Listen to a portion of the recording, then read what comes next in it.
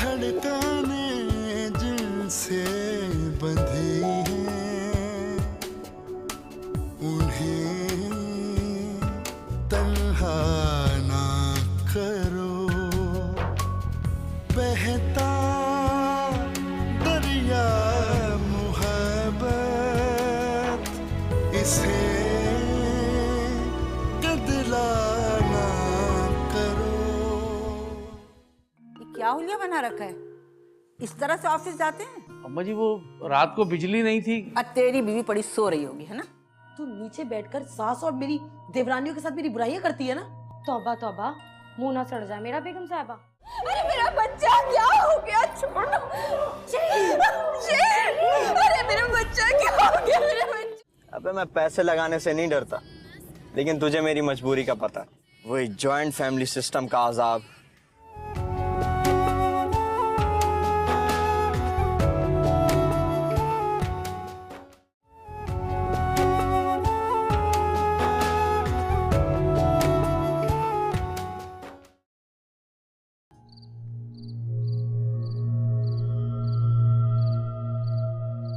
जाहिद,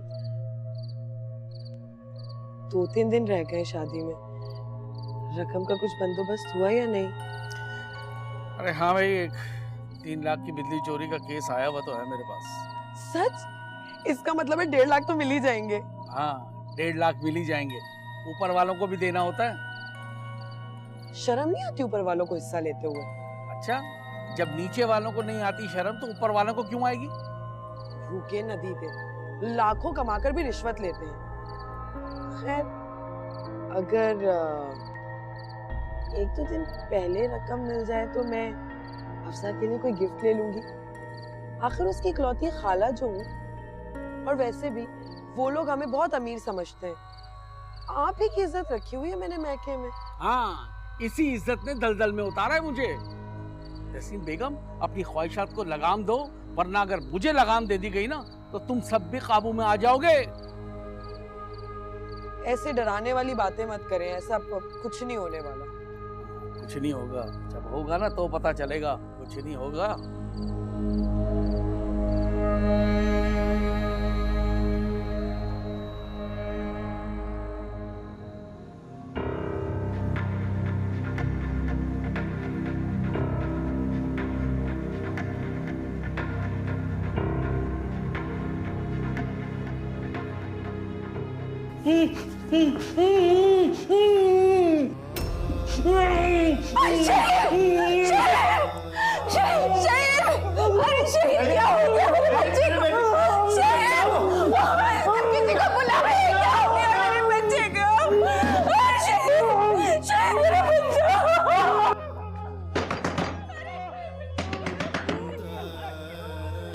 नादिया, फौजिया,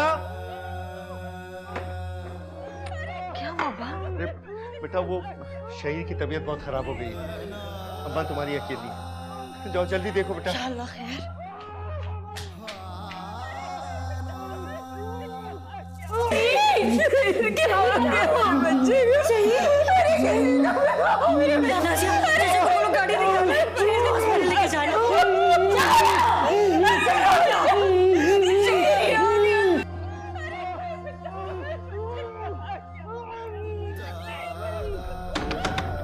अम्मा जी, अम्मा जी, अब्बा जी। क्या बात है बेटा? अम्मा जी, वो शहीर की तबीयत बहुत खराब हो गई। अच्छा रुको, अजीज साहब, शहीर की तबीयत बहुत खराब है, जल्दी से आ जाइए। चलो बेटा चलो।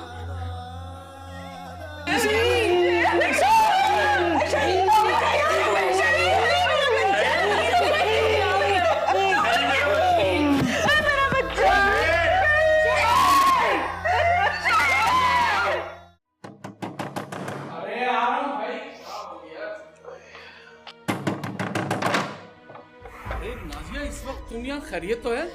चाचा जान शहीर को दौरा पड़ गया, उसे हॉस्पिटल लेकर जाना, आप प्लीज जल्दी से आ जाएं।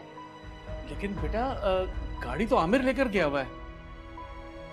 अच्छा तुम चलो, मैं आता हूँ। क्यों परेशान हो रहे हो? उस पागल को तो हर दूसरे दिन दौरे पड़ते, ये तो रूटीन की बात है। अरे भाई मैं पता करने के लिए जा रहा हूँ, बस में। जाहिद, इस घर में तो सबके सभी अपाहिज हो गए, इनके लिए कौन अपनी नींद खराब करे? दफा करो।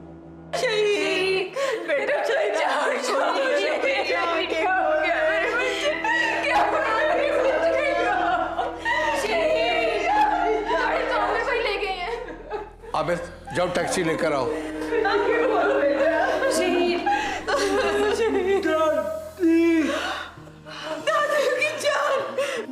तेरा शुक्र है मेरा बच्चा होश में आ गया। अल्लाह अल्लाह का शुक्र है मेरा बच्चा, मेरा शहीद होश में आ गया। मेरा बच्चा उठ जाओ बेटा, उठ जाओ। टैक्सी आ गई है। अब टैक्सी की जरूरत नहीं है, उसे होश आ गया है। इसने तो हमें डरा ही दिया था। अब देखो बीमार है, जा।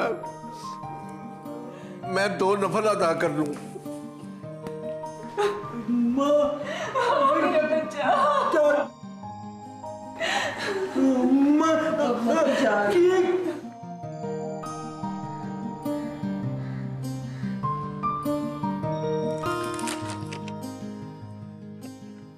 अस्सलाम वालेकुम अम्मा जी। जीती रहो बेटा, जीती रहो। अरे बेटा, रात तो शहीद ने हम सबकी जान ही निकाल दी थी। लो ये मुझे तो मत कर। अरे आप रहने दीजिए, आप अखबार पढ़िए, मैं कर लूंगी। अरे बेटा, अखबार में पढ़ने को क्या है? जलाओ, घेराओ, दहशतगर्दी, महंगाई, इसके अलावा है क्या? क्या पढ़ें? और दिमाग खराब होता है पढ़ के तो। आप ठीक कह रही हैं अम्मा जी। महंगाई तो लगता है हम जैसे सफेद पोश लोगों के भरम भी उतार देगी। क्या करें? बेटा, वो मैंने आबिद से कहा था कि शहीद के लिए डॉक्टर से अपॉइंटमेंट ले ले। जी अम्मा जी, कहा तो मैंने भी था, मगर वो। अरे बेटा, तुम्हें फिक्र करने की जरूरत नहीं, हम बड़े मौजूद हैं ना फिक्र करने को। जी, अगर आपका सहारा ना होता तो। मेरा बच्चा, ऐसा सोचो भी नहीं। हम लोग मौजूद हैं, हम अपनी औलाद का सहारा नहीं बनेंगे तो कोई दूसरा बनेगा? है? लाओ तुम छोड़ो से, मैं ये चुनती हूँ, तुम जाके शहीद को देखो। जाओ।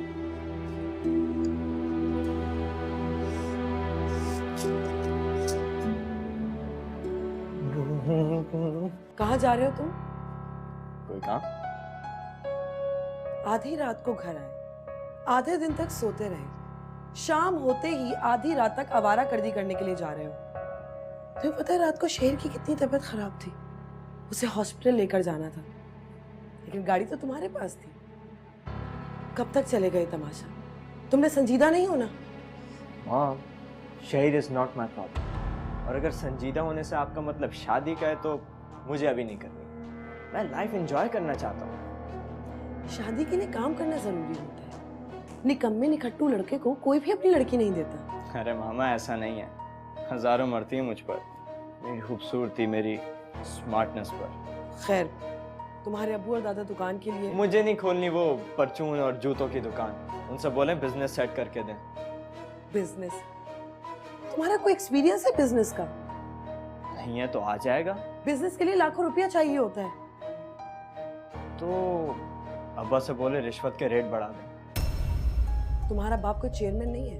हेड क्लर्क चेयरमैन से कम पावरफुल नहीं होता। आमिर, तुम हमारा इकलौता सहारा हो, तुम संजीदा क्यों नहीं होते? तो लाखों का बंदोबस्त करके दे दें, हो जाता हूँ मैं संजीदा। मामा, अगर आप मेरी तजवीज पर। नामुमकिन। आइंदा कभी इस बात का जिक्र भी मत करना, क्योंकि कोई इस बात को नहीं मानेगा।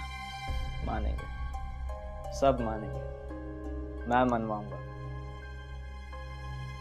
मामा, आप बस देखती जाएं, बहुत जल्द इस घर का बंटवारा करवाऊंगा।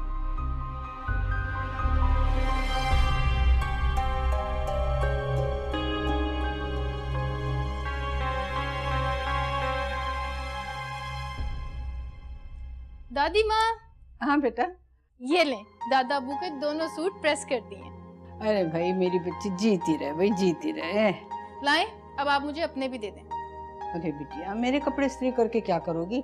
मैं कौन सा कहीं बाहर जाती हूँ? तो क्या अब जाहिर चचा की तरह घड़े से सूट निकाल कर पहन लेंगी और हर आने जाने वाले के सामने शर्मिंदा होती रहेंगी? वैसे एक बात है बेटा, जाहिद की इस बात पे मुझे बहुत गुस्सा आता है, लेकिन कभी कभी उस पर तरस भी आ जाता है। उसके अपने घर की बिजली जो है ना मुफ्त है, लेकिन कपड़े बगैर इस्त्री के ही पहनते हैं। वैसे ऐसे ज़नमुरीद के साथ ना यही अशर होना चाहिए, ना औलाद को बाप की परवाह और ना बीवी को शौहर की। दादी अम्मा, आप उनकी फिक्र मत किया करें, वो इस सब के बावजूद भी बहुत खुश हैं। और वैसे भी अब हर औरत आप जैसी केयरिंग कहाँ, अभी भी आपकी और दादा अबू की ड्रेसिंग देखने वाली होती है। वैसे हमारे दौर में बेटा हमें ये सहूलतें मैसर नहीं थी, फिर भी अजीज साहब को कभी किसी ने गंदे कपड़ों खराब होली में नहीं देखा। भाई हम तो जो भी काम करते थे ना जान मार के करते, जान कभी संभाली नहीं हुई। इसीलिए तो मेरी दादी इतनी फिट, स्मार्ट और एक्टिव है। आपको पता है मेरी फ्रेंड्स अभी भी आपकी स्मार्टनेस की तारीफें करती हैं। रहने दे ज्यादा मस्का ना लगा। अरे चल भाग, तेरी अम्मा बुला रही है। जरूर तूने ना इस्त्री खुली छोड़ी होगी। और सुनो, 2 प्याली चाय बैठक में भिजवा देना। अजीज साहब का दोस्त है ना मिर्जा साहब, वो आए हुए हैं। जी दादी अम्मा, भिजवा दूंगी। तुम फिक्र नहीं करो मिर्जा, इस घर को भी अपना ही घर समझो। तुम्हारी बहू और बेटे ने तुम्हें घर से निकाल दिया है ना, लेकिन मेरी बहू और मेरा बेटा तुम्हें इस घर से नहीं निकालेंगे। अजीज, सारी उम्र की जमा पूंजी लगाकर उस बेटे को पढ़ाया लिखाया, अफसर बनाया, और आज उस इकलौते सहारे ने मुझे बेसहारा कर दिया। खाली हाथ दर बदर मोहताज बैठा। नाफरमान औलाद कभी खुश नहीं रह सकती, उसे एक न एक दिन अपनी गलती का एहसास जरूर होगा। कब? मरने के बाद उसकी पशेमानी देखने आऊंगा। ज्यादा रोना बंद कर, एक दर बंद तो 100 दर खुले। अभी हम एक शतरंज की बाजी लगाते हैं, उसके बाद दोनों दोस्त खाना खाएंगे। ज्यादा हंसते।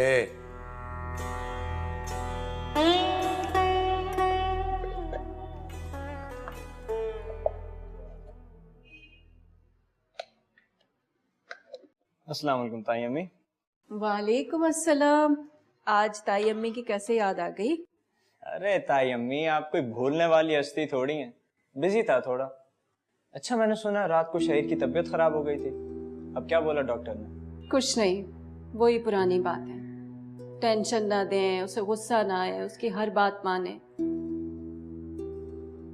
तो इसमें मसला क्या है? बात माना करें ना। मसला तुम जानते हो, तुम्हारे ताया की तनख्वाह में 7 बंदों का खर्चा पूरा नहीं होता। शहीर की फरमाइशें कैसे पूरी करूं? ये क्या बना रही है? मिर्जा साहब की तबीयत खराब है, खिचड़ी बना रही हूँ उनके लिए। ओह अच्छा, मिर्जा साहब की बीमारियों और अखराजात से बेटे ने तंग होकर घर से निकाल दिया, तो यहाँ आके आपको तंग कर रहा है। दादा अबू भी ना, अपने बेटे के हालात का इल्म भी है, फिर भी। खैर, मेरी बात कौन सुनता।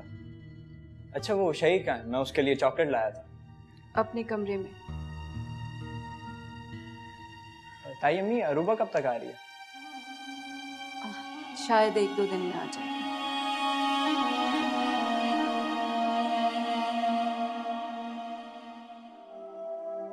दादा अबू भी ना, अपने बेटे के हालात का इल्म भी है, फिर भी।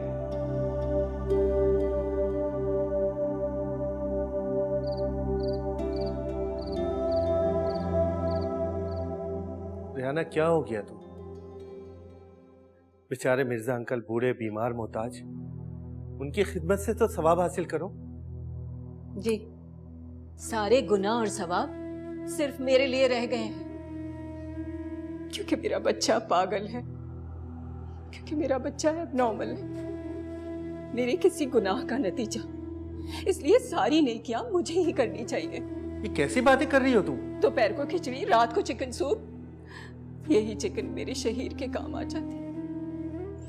लेकिन अब्बा जी ने मिर्जा साहब को लाके डाल दिया मेरे सर पे, ये जानते हुए भी कि हमारे माली हालात ठीक नहीं है।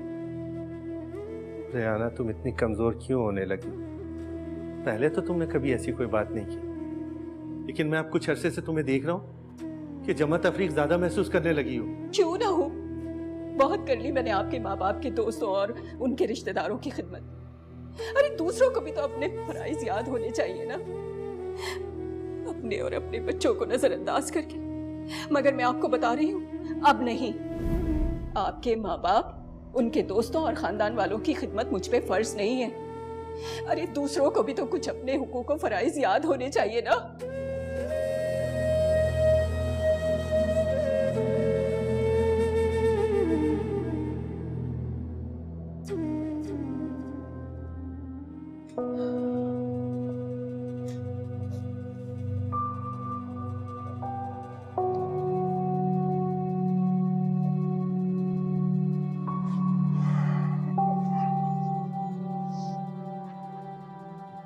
सुना है रिहाना भाभी काफी परेशान हैं शहीर की वजह से।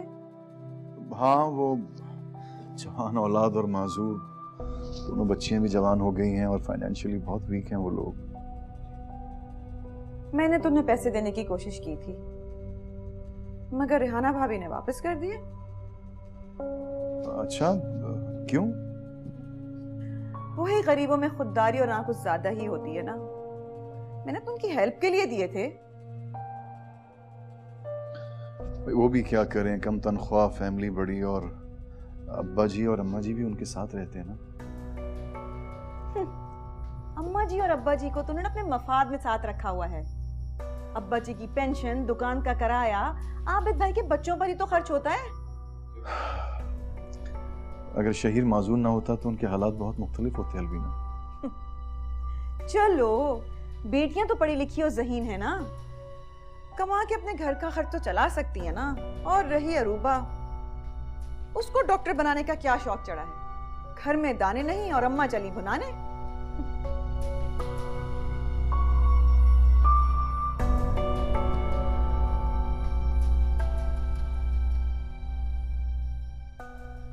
चाय।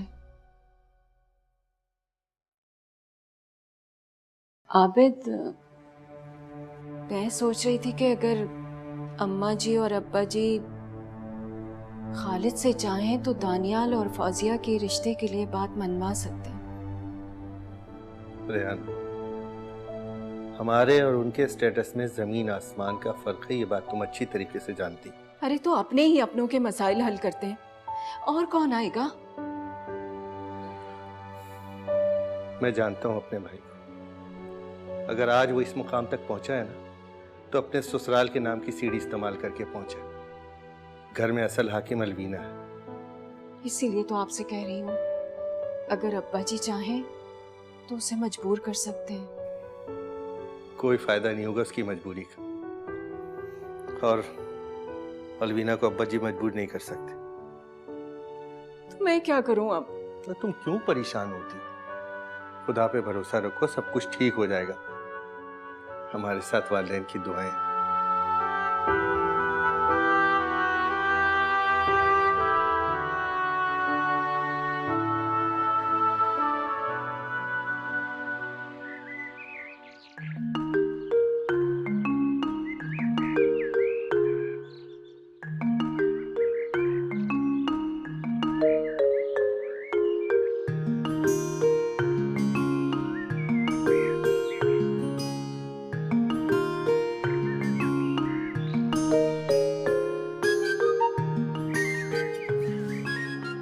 अस्सलाम वालेकुम दादा अबू, बड़ा काम वाम चल रहा है?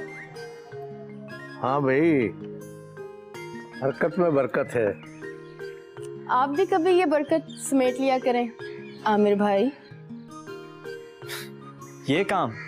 हाँ, कोई भी, क्योंकि पौधों को पानी देने से या गोडी करने से आपकी सेहत ज्यादा बेहतर रहेगी। नेचर के करीब होकर इंसान ज्यादा खुश रहता है। अच्छा, तो तुम हमारे हिस्से का काम याद दिला रही हो। हाय, कितने अक्लमंद हैं आप। मैं पीनू से कह दूंगा वो लॉन की सफाई कर दिया करेगी। वाह वाह, अल्लाह भला करे, कितनी अकल दी है ना मेरे भाई को। बहुत शुक्रिया, लेकिन मुझे भाई बनने का कोई शौक नहीं है।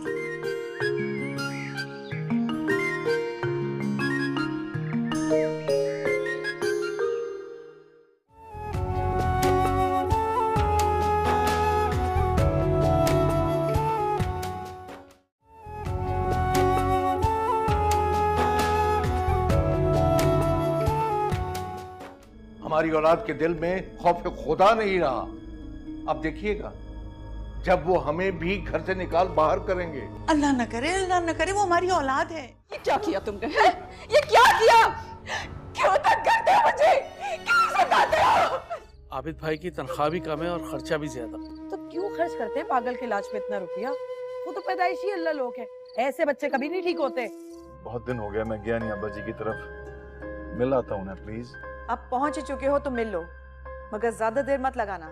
कोई हमारे दुख में नहीं शामिल, तो किसी को मेरी जॉब करने पे एतराज नहीं होना चाहिए।